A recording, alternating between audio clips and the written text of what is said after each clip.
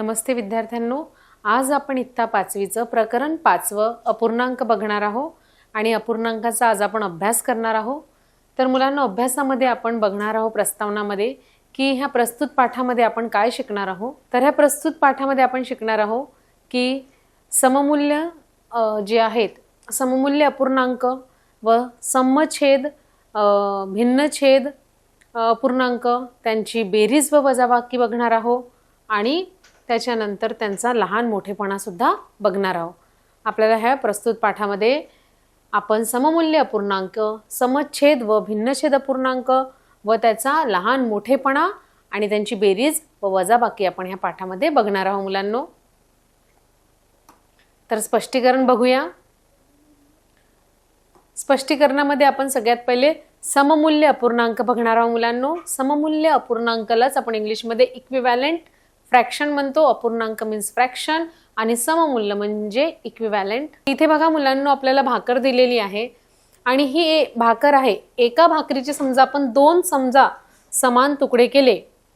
आता ही जी एक भाकर आहे याचे समजा दोन आपण समान तुकडे केले तर एकाला अर्धी मिळेल आणि दुसऱ्याला अर्धी मिळेल आणि ती एक भाकर समजा आपण दोन जणात वाटली तर प्रत्येकाला अर्धी अर्धी भाकर मिळेल आणि अर्धीलाच आपण कसं लिहितो मुलांना, 1/2 असं लिहितो। आणि याच्यामध्ये 1/2 जे लिहितो आपण अपूर्णांकामध्ये 1/2 लिहितो तर एक जे वरचा आहे त्याला अंश म्हणतो आणि जे 2 आहे डिनॉमिनेटर वरच्याला 1ला अंश म्हणतो आणि 2ला आपण छेद म्हणतो। अंशालाच म्हणजे वरच्याला आपण न्यूमरेटर सुद्धा म्हणतो आणि खालच्याला छेदाला डिनॉमिनेटर सुद्धा म्हणतो। तर बघा आता ह्या भाकरीची आपण आधी अर्धे तुकडा करून बघितला, अर्धा अर्धा। जेव्हा भाकर मधातून आपण अर्धी अर्धी केली तर ती भाकर आपल्याला एकाला अर्धी मिळाली आणि दुसऱ्याला अर्धी मिळाली होती, म्हणजेच आपण 1/2 असं लिहिलं होतं। म्हणजे प्रत्येकाला अर्धी अर्धी दोघांना मध्ये वाटली तर अर्धी अर्धी मिळेल। पण आता बघा ह्याच भाकरीचे समजा आपण 4 समान तुकडे केले। एका भाकरीचे 4 इक्वल म्हणजे 4 समान तुकडे केले, 1 2 3 4, तर त्यापैकी 2 भाग एकाला दिले। समजा 2 भाग एकाला दिले तर राहिलेले 2 भाग एकाला मिळतील। म्हणजेच 2 भाग एकाला दिले तर त्याला आपण कसं लिहूया, 2/4, कारण 2 भाग दिले आणि तुकडे किती केले आपण, 4 केले, त्याला लिहूया आपण 2/4। तर बघा मुलांना, इथे बघूया आपण एका भाकरीचे 4 समान भाग केले, त्यापैकी 2 भाग एकाला दिले, हे 2/4 असे दाखवतात आणि त्यात 2 हा अंश आहे म्हणजे न्यूमरेटर आणि 4ला आपण छेद म्हणतो म्हणजे डिनॉमिनेटर। अजून मुलांना आपण एक उदाहरण बघूया। आता आपण भाकरीचं उदाहरण बघितलं होतं मुलांना। भाकरीच्या उदाहरणामध्ये काय पाहिलं होतं आपण, पहिले एक भाकर होती, त्या भाकरीचे 2 तुकडे केले समान तर त्याला आपण 1/2 लिहितो। पण समजा त्या भाकरीचे मग दुसऱ्यांदा आपण 4 तुकडे केले आणि ते 2 समान मध्ये वाटले तर एकाला किती मिळेल, 2/4 आणि दुसऱ्याला 2/4। आणि आपण आता दुसरं उदाहरण बघूया मुलांना, खरबुजाचं म्हणजेच मस्कमेलॉन। बघा हे एका खरबुजाचे इथे बघा मुलांनो 6 तुकडे केलेले आहेत, 1 2 3 4 5 6 आणि ते 6 तुकडे आपण केलेले आहेत आणि ते 2 जणात आता समान वाटले तर प्रत्येकाला किती भाग मिळेल मुलांनो, एकाला 3 मिळेल दुसऱ्याला 3, पण 6 तुकडे आहेत म्हणूनच याला 3/6 असे तुकडे मिळतील। बघूया आपण, एका खरबुजाचे 6 भाग केले आणि ते 2 जणात समान वाटले म्हणजे प्रत्येकाला मिळालेला भाग हा 3/6 राहील। कारण आपण एकेकाचे किती भाग केले, एकूण 6 भाग केले, पण 3 भाग एकाला दिले आणि 3 भाग दुसऱ्याला दिले म्हणून याला लिहिताना आपण 3/6 लिहू। आणि खरबुजाचा अर्धाच भाग मिळाला आहे आणि इथे प्रत्येकाला खरबुजाचा अर्धा अर्धा भाग मिळालेला आहे 3/6 म्हणजे, आणि म्हणजेच 3/6 चिन्ह, हे चिन्ह सुद्धा अर्थ हाच अपूर्णांक दर्शवतो। म्हणजे 3/6चा अर्थ काय होते की जो खरबुजा आहे तो 2 जणांमध्ये समान वाटल्यावर अर्धा अर्धा मिळेल आणि 3/6 असा मिळेल। इथे 3ला आपण अंश म्हणूया आणि 6ला आपण छेद म्हणूया। तर बघा वरील 3 उदाहरणामध्ये अर्धा हाच अपूर्णांक अनुक्रमे, बघा अर्धा भाग केला होता। बघा आपण आधी भाकर घेतली होती तर भाकरीचे आपण काय केले होते, एक भाकर होती त्याचे समान तुकडे केले होते तर एकाला अर्धी एकाला अर्धी म्हणजे 2 समान भाग केल्यावर 1/2 अशी मिळाली होती। त्याच्यानंतर पुन्हा त्याच भाकरीचे आपण मुलांनो 4 तुकडे केले होते, समान 4 तुकडे, आणि ते 2 जणांमध्ये वाटले। तर बघा आपल्याला 2 जणांमध्ये वाटले म्हणून, आणि तुकडे होते 4, म्हणजेच 2/4 ही भाकर दोघांमध्ये मिळेल। तर टरबूजचे आपण जे 6 तुकडे केले होते, तर 6 मधून 3 एकाला दिले आणि 3 दुसऱ्याला दिले, म्हणजेच 3/6 असं मिळालं मुलांनो, म्हणून इथे 3/6। तर आपण जे वरील उदाहरणे बघितले भाकरीचं, खरबुजाचं, तर वरील 3 उदाहरणामध्ये अर्धा हाच अपूर्णांक अनुक्रमे 1/2, 2/4 आणि 3/6 या चिन्हांनी दाखवलेला आहे। म्हणजेच 1/2, 2/4 आणि 3/6 या तीनही अपूर्णांकाची जी किंमत आहे, व्हॅल्यू आहे, ती कशी आहे मुलांनो? सेम आहे। हेच 1/2 बरोबर 2/4 बरोबर 3/6 बरोबरचं चिन्ह लिहिलेलं आहे। तर ह्या तिघांची पण जी किंमत आहे, व्हॅल्यू आहे, ती कशी आहे मुलांनो? सेम आहे। अशा समान किंमत असलेल्या अपूर्णांकांना सममूल्य अपूर्णांक म्हणतात। आणि ज्यांची किंमत सारखी असते, ज्या अपूर्णांकांची किंमत सारखी असते, तर त्यांना आपण काय म्हणतो? सममूल्य अपूर्णांक म्हणतात। म्हणजेच इंग्लिशमध्ये याला आपण इक्विव्हॅलेंट फ्रॅक्शन म्हणतो। म्हणजेच 1/2 बरोबर 2/4 आणि ती बरोबर 3/6 याचा अर्थ हा एक सारखा असतो, याची किंमत सुद्धा सारखीच असते। म्हणून मुलांनो याला आपण सममूल्य अपूर्णांक म्हणतो। इथे एक वर्तुळ दाखवलेला आहे, बघा वर्तुळाचे किती भाग केले आहेत? 1, 2, 3। इथे वर्तुळाचे 3 समान भाग केलेले आहेत, पण याच्यामधले 2 भाग हे रंगवलेले आहेत। मग याला आपण लिहिताना कसं लिहू? भाग केलेले आहेत 3, म्हणून छेदामध्ये 3 लिहूया। Very good.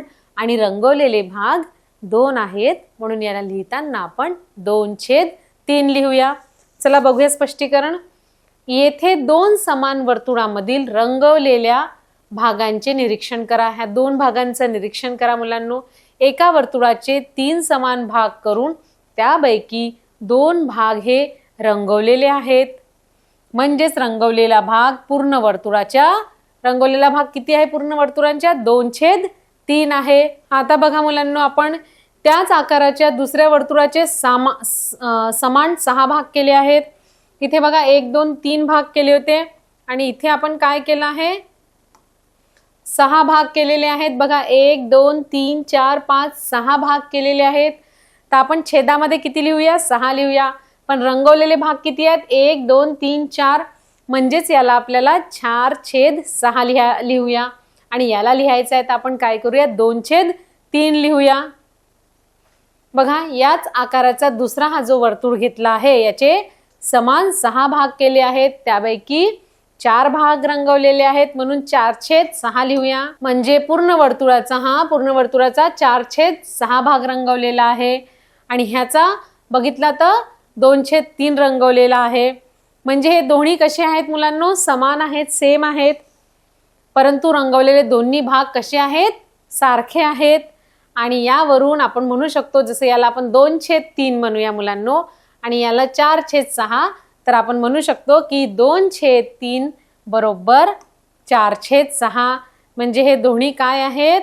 सममूल्य आहेत। आपण म्हणूया 2/3 बरोबर 4/6 हे सममूल्य अपूर्णांक आहेत, इक्विव्हॅलेंट फ्रॅक्शन आहे। तर बघा ही जी आकृती दिलेली आहे आपल्याला, तर आधी बघा आकृतीचे किती भाग केलेले होते? आधी 5 भाग, 1, 2, 3, 4, 5 भाग केले होते मुलांनो, आणि 5 पैकी फक्त 2 भाग रंगवलेले होते। त्याच्यामुळे आपण हे बघा 1, 2, 3, 4, 5 भाग होते, आणि 5 पैकी मुलांनो किती भाग रंगवलेले आहेत? इथे 2 भाग रंगवलेले आहेत, म्हणून आपण याला 2/5 असं लिहू शकतो। आणि याचे मग यांनी 5 भाग केले होते, 1, 2, 3, 4 असे समान केले होते।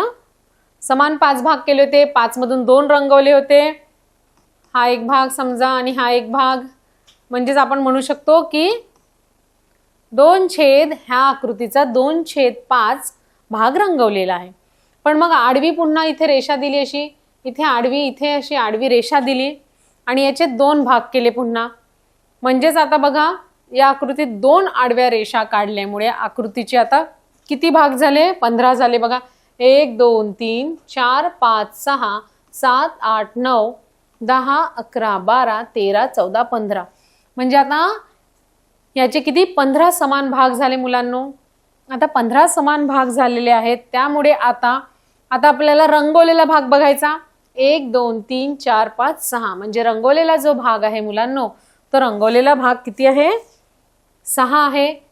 1 2 3 4 5 6 आणि पूर्ण भाग किती आहेत? समान भाग 15 केलेले आहेत आणि 15 पैकी 6च भाग रंगवलेले आहेत. म्हणून आपण म्हणू शकतो की ह्या पूर्ण आकृतीचा 6/15 भाग रंगवलेला आहे. बघा, त्यामुळे आता रंगवलेला भाग दर्शवणारा अपूर्णांक 6/15 असा आहे. आपण याला 6/15 म्हणू शकतो.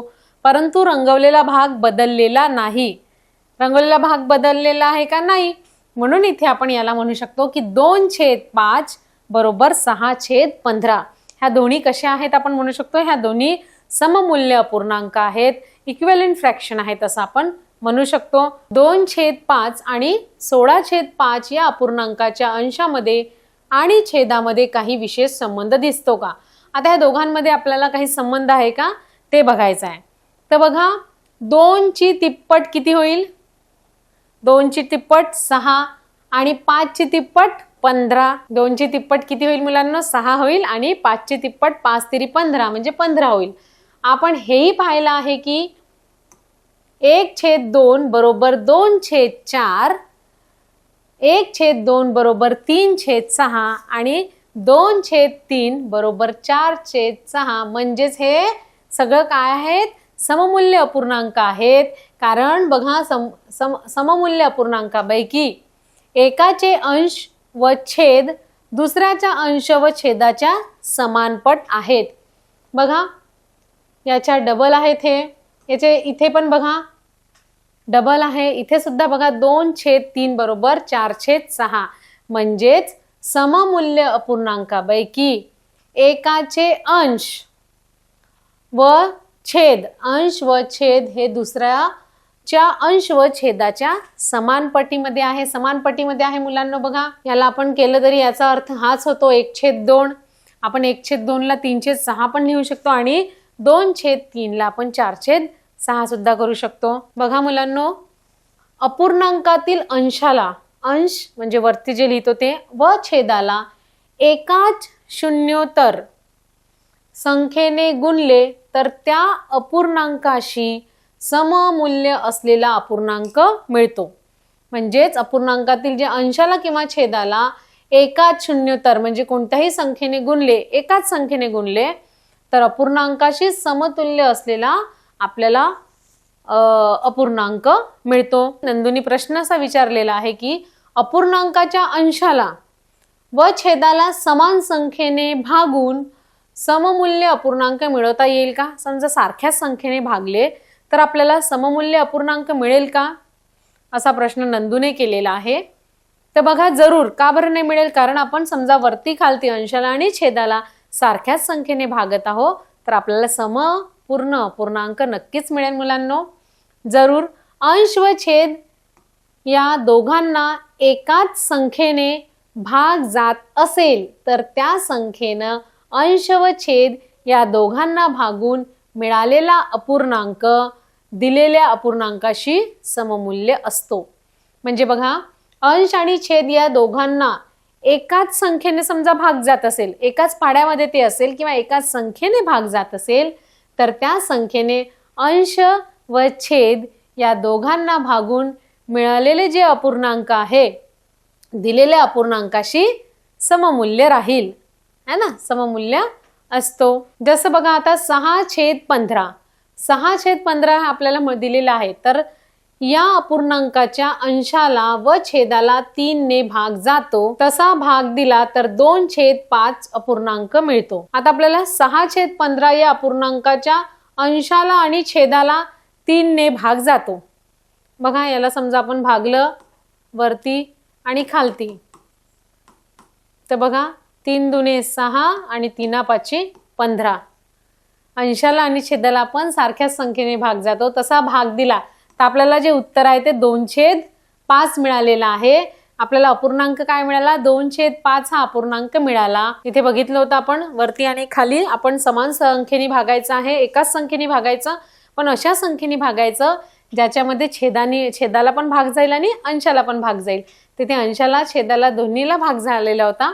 म्हणजे इथे बघा 3 नी भागलं तर 3 दुणे 6 आणि 3 15 म्हणजे 2/5 आपल्याला मिळालं। तर आपण म्हणू शकतो 6/15 आणि 2/15 हे एकमेकांशी सममूल्य आहे आपण म्हणू शकतो। आता बघा अपूर्णांकातील अंश व छेद या दोघांनाही एकाच संख्येने भाग जात असेल तर भाग दिल्यावर मिळणारा जो अपूर्णांक आहे, भाग दिल्यावर जो अपूर्णांक आपल्याला मिळणारा अपूर्णांक दिलेल्या अपूर्णांकाशी सममूल्य असतो। तर जो भाग दिल्यावर जो अपूर्णांक मिळतो तो कसा असतो, दिलेल्या अपूर्णांकाशी सममूल्य असतो, इक्विव्हॅलेंट असतो। जसं बघा आता इथे उदाहरणात 6/12 या अपूर्णांकाच्या अंशाला व छेदाला आता इथे एकाच संख्येने भागून सममूल्य अपूर्णांक मिळवा। आपल्याला उदाहरण होतं की 6/12ला अंशाला आणि छेदाला एकाच संख्येने भागून आपल्याला सममूल्य अपूर्णांक मिळवायचा आहे। तिथे सोनूने मिळवलेला अपूर्णांक 6/12 होतं।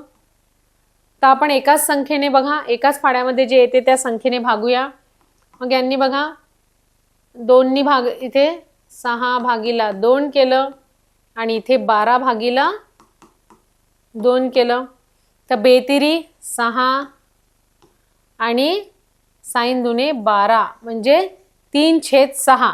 उत्तर किती आलं मुलांना, इथे 3/6 हे उत्तर आलेलं आहे। मोनूने मिळवलेला अपूर्णांक 6/12 होता, त्याला भागलं एकाच संख्येने अंशाला आणि छेदाला, तर आपल्याला 3/6 मिळालं होतं।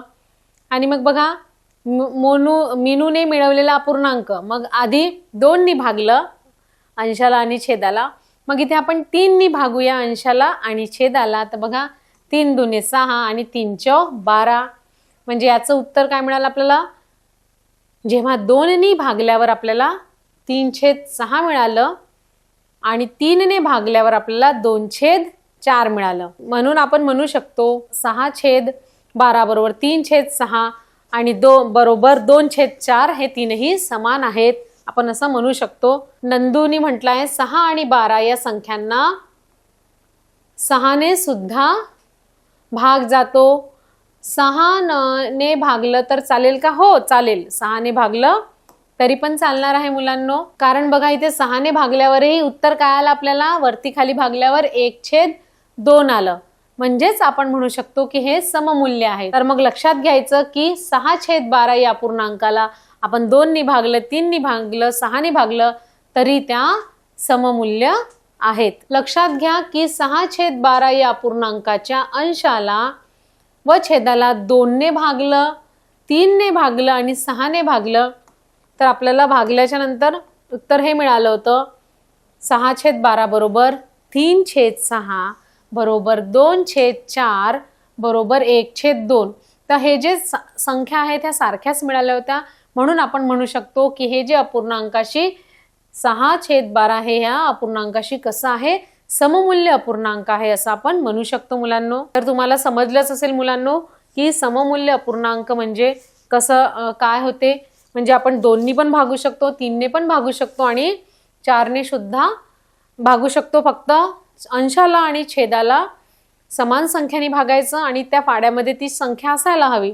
जसं इथे बघा 6/12ला आपण पहिले 2 नी भागलं अंशाला आणि छेदाला, मग आपण 3 ने भागलं आणि त्याच्यानंतर 6 ने भागलं, तर म्हणून आपल्याला जे मिळालेलं उत्तर आहे 3/6 बरोबर 2/4 बरोबर 1/2 हे कसे आहेत, एकमेकांशी सममूल्य अपूर्णांक आहेत। आपल्याला 5/6 ही जी संख्या दिलेली आहे, तर 5/6 या अपूर्णांकाचा छेद किती होईल, छेद 30 होईल असा सममूल्य अपूर्णांक लिहा। असा आपल्याला सममूल्य अपूर्णांक लिहायचा आहे की छेदामध्ये 30 आलं पाहिजे। तर बघा 5/6 बरोबर अंशाच्या ठिकाणी आपल्याला संख्या लिहायची आहे, छेदामध्ये 30 आलं पाहिजे। येथे चौकटीत संख्या शोधू. आता इथे किती संख्या येईल ही आपल्याला शोधायची आहे मुलांनो. येथे छेदस्थानाच्या 6ची 5 पट 30 आहे, बरोबर आहे. म्हणजे आपण बघितलं आहे की गुणाकार करायचा आहे किंवा भागाकार, तर वरती खालती आपली संख्या अंश आणि छेदाच्या ठिकाणी सारखी पाहिजे. तर बघा 6च्या नंतर इथे 30 आलेला आहे मुलांनो. तर 6 पंचे 30, तसंच इथे 6 पंचे केला आहे, तसं इथे पण 5नेच गुणावं लागेल, म्हणजे 5 25 येईल. तर बघा 5/6 या अपूर्णांकाचा छेद 30 होईल असा सममूल्य अपूर्णांक लिहा. येथे छेदस्थानच्या 6ची 5 पट 30 आहे, म्हणून अंशाची पण आपण 5 पट करूया. अंशाची 5 पट म्हणजे 5 25. इथे 30 दिलेलं होतं, म्हणजे 6ची 5 पट केली तर 30 आली. तशीच आपल्याला अंशाची पण 5 पट करावे लागेल आणि 5ची 5 पट 5 25 होणार आहे मुलांनो. यावरून छेद 30 असलेला 25/30 हा अपूर्णांक. आता मग आपल्याला हा मिळालेला आहे अपूर्णांक. तर याला बघा 5ने समजा आपण भागलं वरती खाली अंशाला आणि छेदाला, तर आपल्याला उत्तर किती मिळालं मुलांनो? 5/6 ही सममूल्य आहे. म्हणून आपण म्हणू शकतो की ही संख्या जी 5/6 आहे ही 25/30 सोबत सममूल्य आहे. आता दुसरं उदाहरण बघूया मुलांनो. बघा दुसरं उदाहरण काय आहे? 15/40 या अपूर्णांकाशी सममूल्य असणारा व छेद 8 असलेला अपूर्णांक मिळवा. म्हणजे बघा 15/40 या अपूर्णांकाशी सममूल्य असणारा व छेद 8 असलेला अपूर्णांक मिळवा. तर बघा इथे 15/40 लिहिलेला आहे आणि इथे 8 लिहिलेला आहे. तर इथे किती संख्या लिहूया? बघा येथे चौकटीत संख्या काढू आणि 40ला 5ने भागले तर किती मिळेल? 40ला 5ने भागले की 8 मिळतात. तसंच 15ला आपल्याला कितीने भागावे लागेल? 15ला 5ने भागावे लागेल. तर इथे आपल्याला 3 मिळेल. बरोबर आहे मुलांना. बघा 40 आहे, बरोबर आपल्याला इथली संख्या शोधायची आहे, अंशाची संख्या शोधायची आणि इथे छेदामध्ये 8 आहे. तर बघा अंशाच्या ठिकाणी आपल्याला बघायचं आहे किती येणार आहे संख्या. तर 40च्या जागी इथे 8 कसा आलेला आहे? कारण आपण इथे 5ने भागलेला आहे. 8 पंचे 40. तसंच म्हणजे आपण असं केलेलं आहे मुलांनो, 15/40/5 वरती खाली 5नेच भागावे लागेल, म्हणजे 8 येईल. 8 पंचे 40 आणि इथे 3 येईल. म्हणजे आपण चौकटीमध्ये इथे 3 लिहू शकतो. म्हणजे हे याचं सममूल्य होणार आहे, सममूल्य अपूर्णांक होणार आहे. बघूया. तर 40ला 5ने भागले की 8 मिळतात आणि 15ला 5ने भागले की चौकटीत संख्या मिळेल. म्हणजे 15ला मुलांना 5ने भागितल्यावर 5×3 15 म्हणजे 3 मिळणार आहे. बघा 15/40 या अपूर्णांकाशी सममूल्य असणारा व छेद 8 असलेला अपूर्णांक मिळवा आणि 15ला 5ने भागले की चौकटीतील संख्या मिळेल.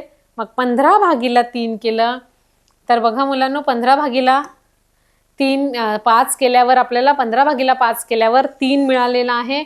म्हणून 15/40 बरोबर 3/8. तर आपण म्हणू शकतो की 3/8 हा अपूर्णांक 15/4 या अपूर्णांकाशी सममूल्य आहे. आता मुलांनो आपण सममूल्य अपूर्णांक बघितलेला आहे. आता आपण बघणार आहोत समछेद व भिन्नछेद अपूर्णांक बघणार आहोत. म्हणजे समछेद म्हणजे ज्याचा छेद सारखा असतो आणि भिन्नछेद म्हणजे ज्याचा छेद भिन्न असतो. हे आपण बघूया आता. ज्या अपूर्णांकाचे छेद समान असतात त्या अपूर्णांकांना समछेद अपूर्णांक म्हणतो.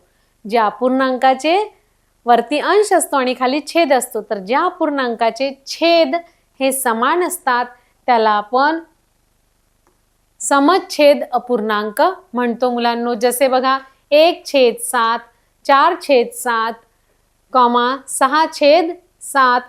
तर बघा इथे जो सगळ्यांचे जे छेद आहेत ते सारखेच आहेत, म्हणून त्याला आपण सममूल्य अपूर्णांक म्हणतो किंवा लाईक फ्रॅक्शन म्हणतो.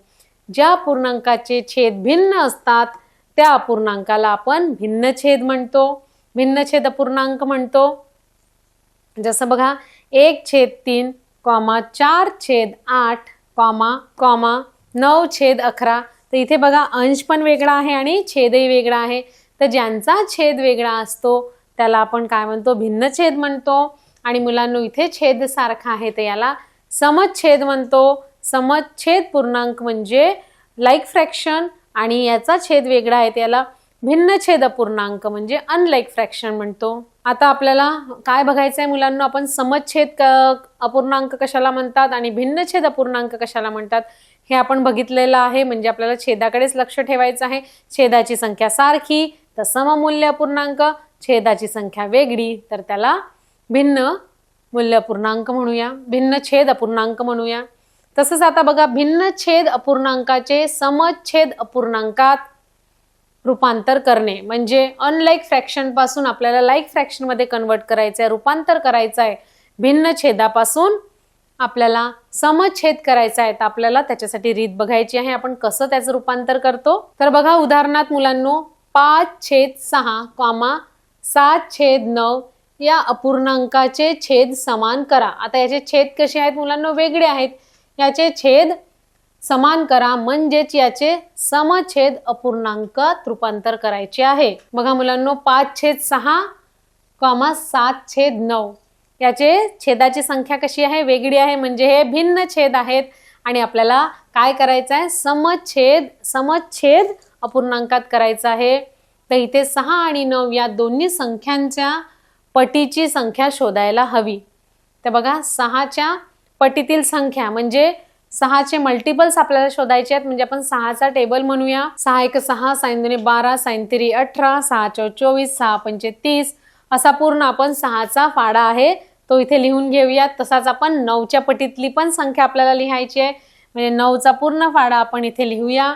9 × 1 = 9, 9 × 2 = 18, 9 × 3 = 27 असा पूर्ण जो फाडा आहे तो आपल्याला 90 पर्यंत लिहायचे आहेत. म्हणजे दोन्ही संख्यांचे आपण काय लिहिलेले आहेत, जे छेदामध्ये 6 होते आणि 9 होते त्या दोघांचे पण आपण मल्टिपल्स इथे घेतलेले आहेत मुलांनो. मल्टिपल मध्ये बघा मुलांनो मल्टिपल्स आपण इथे घेतलेले आहेत. तिथे आपण त्यांच्या पटीतली संख्या लिहिलेली आहे. याच्यामध्ये बघा आता कॉमन संख्या जी आहे ती आपल्याला दोन्ही मधली बघायची आहे. तर इथे बघा इथे पण 18 आहे, इथे पण 18 आहे, इथे पण 36 आहे, इथे पण 36 आहे. म्हणजे 6च्या पटीतही 18 आहे, 36 आहे आणि इथे 54 सुद्धा आहे. आणि 9च्या पटीमध्ये मुलांनो 9च्या पटीमध्ये बघा 18 आहे, 36 आहे आणि 54 आहे. म्हणजे दोन्हीच्या छेदामधली जी संख्या आहे त्यांच्या पटीतला आपण बघितलं तर 18, 54 आणि 36 हे कसं आहे, कॉमन आहे. तर येथे 18, 36, 54 या संख्यांच्या दोन्ही संख्यांच्या पटीतली संख्या दोन्ही ठिकाणी आहे ती. म्हणून इथे आपण अपूर्णांकाचा छेद आहे तो काय घेऊया मुलांनो, 18 घेऊया. इथे आपण छेद जो आहे तो काय घेऊया, 18 घेऊया. तर म्हणून 5/6 बरोबर 18 आलं पाहिजे. म्हणून 18 यासाठी आपण काय केलेलं आहे बघा इथे 5 तिरी 18 आणि 6 तिरी 18, 18 आलं पाहिजे. म्हणून 5/6 ला आपण 18 यासाठी 6 ला कितीदा म्हणावं लागेल, 6 तिरी 18. 7/9 आहे तर 7/9 मध्ये बघा मुलांनो 7 × 2 आहे आणि इथे आहे 9 × 2. तर इथे बघा मुलांनो 7 दुने 14 आणि 9 दुने 18. कारण आपल्याला जी डिनॉमिनेटर म्हणजे छेदाची जी संख्या आहे ती करायची होती ती 18च करायची होती. म्हणून आपण इथे सुद्धा अंश आणि छेदाच्या ठिकाणी 3 ने गुणलेला आहे कारण आपल्याला छेदाच्या ठिकाणी 18 पाहिजे होतं. इथे दुसऱ्या याच्यात बघा 7/9 तर इथे सुद्धा 7 × 2 आणि इथे 9 × 2. म्हणजे बघा अंशाच्या ठिकाणी आणि छेदाच्या ठिकाणी आपण 2 ने गुणलेलं आहे. का बरं 2 ने गुणलं मुलांनो, कारण आपल्याला 18 पाहिजे होतं. दोन्ही संख्येच्या आपण जेव्हा 6 आणि 9चं जेव्हा मल्टिपल काढले होते त्यांच्या पटीची जी संख्या काढली होती तर 18 आलं होतं. म्हणून आपण जे आपल्याला इथे 5 तिरी 15, 6 तिरी 18 म्हणजे 15/18 मिळालेला आहे आणि इथे मिळालेला आहे 14/18.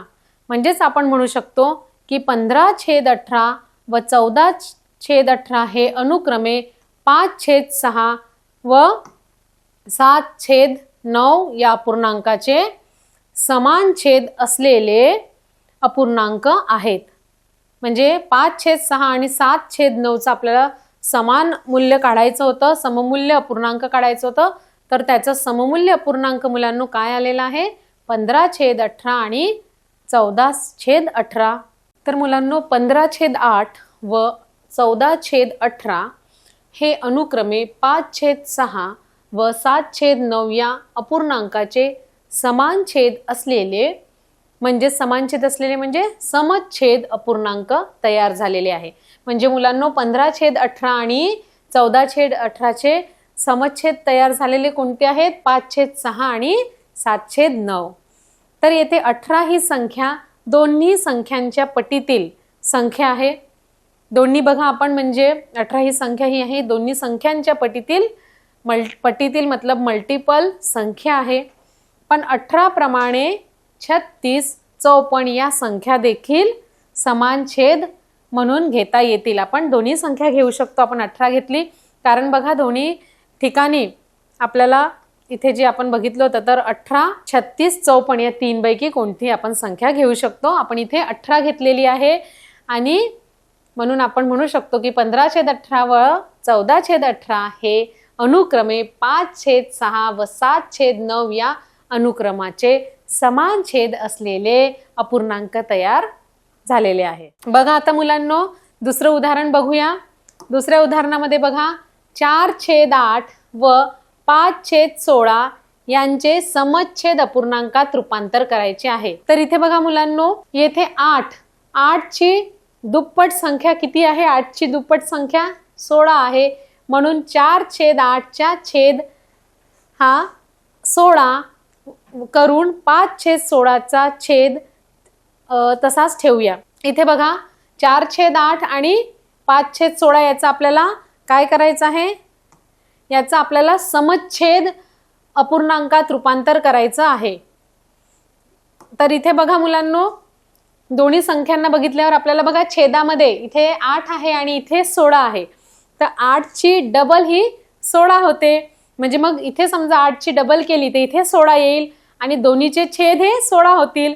म्हणून 5/16ला आपण जशाच्या तसे ठेवूया आणि इथे 4/8ला अंशाला आणि छेदाला आपण 2 गुणूया म्हणजे त्याचा डबल करूया.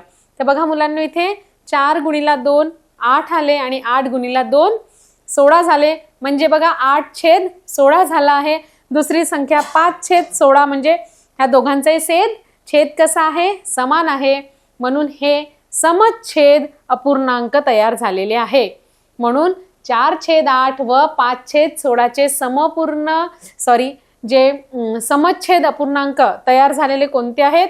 8/16 व 5/16. 5/16ला आपण जशाचे तसे ठेवले कारण समछेद करणं म्हणजेच काय मुलांनो? छेद हा समान पाहिजे.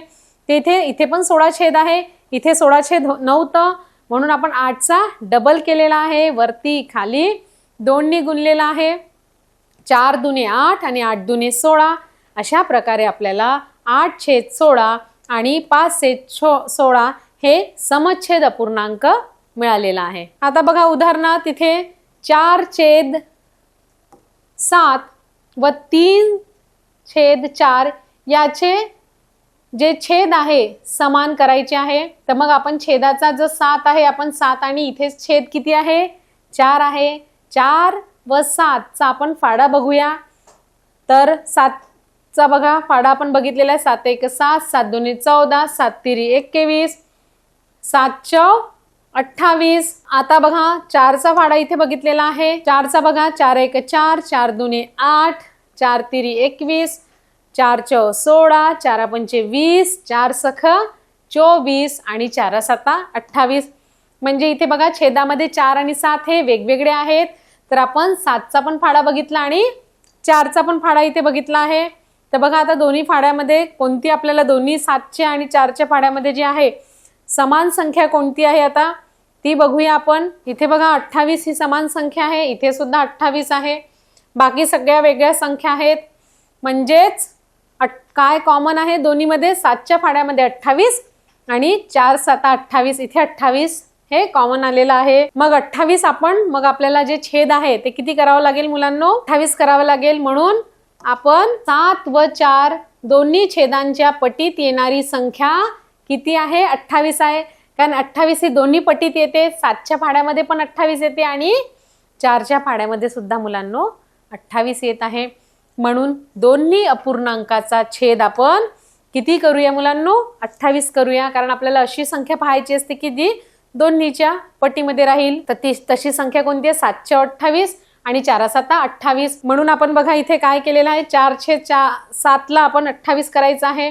तर 7/28 वरती आणि खाली 4 गुणलेला आहे, म्हणून 4/16 7/28। तसंच दुसरी संख्या जी आहे ती आहे 3/4। आता इथे खाली आपल्याला 28 बनवायचं आहे, म्हणून आपण 7 खाली आणि वरती दोन्ही ठिकाणी गुणूया। मग इथे बघा 7×3 21 आणि 7×4 28, म्हणून 16/28 व 21/28 हे दिलेल्या अपूर्णांकाचे समच्छेद अपूर्णांक तयार झालेले आहे। पुन्हा एकदा सांगते मुलांनो, बघा आपल्याला ही संख्या दिलेली आहे, एक आहे 4/7 आणि दुसरी संख्या दिली होती 3/4। आपल्याला याचं काय करायचं होतं?